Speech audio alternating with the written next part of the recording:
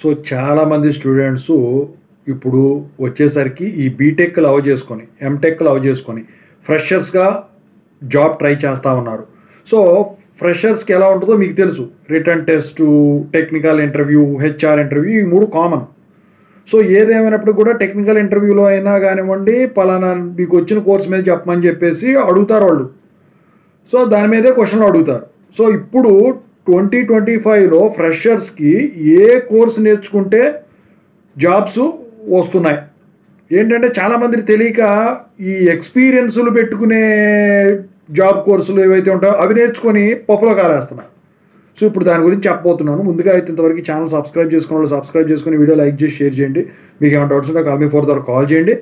ఇక Telugu engineering education Telegram ఛానల్లో join అవ్వండి. ఇక టాపిక్లో వెళితే ఏంటంటే, సో జావా నేర్చుకున్నా, .NET నేర్చుకున్నా, లేకపోతే ఇంకా వేరే ఏదైనా పెద్ద పెద్ద కోర్సులు పాతవి కనుక నేర్చుకున్నట్టయితే అవి ఎక్స్పీరియన్స్డ్ వాళ్ళకి మాత్రమే తీసుకుంటున్నారు, టెస్టింగ్తో సహా.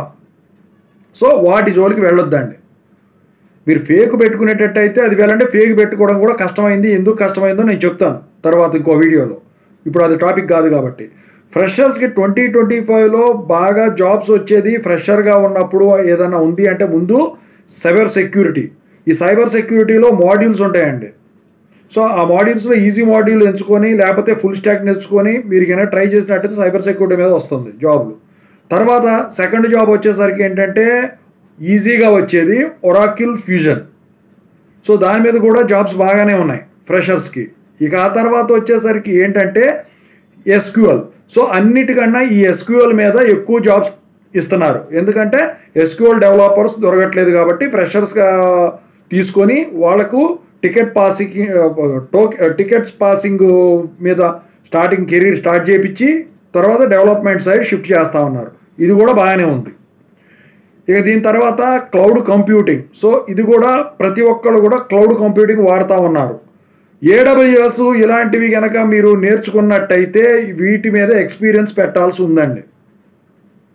ఫర్ ఎగ్జాంపుల్ ఇప్పుడు డేటా సైన్స్ నేర్చుకున్నారనుకోండి, డేటా సైన్స్ మీద ఫ్రెషర్స్గా కూడా చాలా జాబ్లు ఉన్నాయి. మెషిన్ లెర్నింగ్, ఓకేనా, data analytics, power BI, Python scripting, ఇంకోటి పైథాన్ మీద కూడా బాగానే జాబ్లు ఉన్నాయి. నేర్చుకోవచ్చు, నో ప్రాబ్లం. పైథాన్ డిజాంగో అంటే ఫ్రేమ్వర్క్ అది, ఓకేనా. సో పైథాన్తో పాటు పైథాన్ స్క్రిప్టింగ్ కూడా నేర్చుకోండి. ఇక SQL సర్వర్, MySQL, PostgreSQL.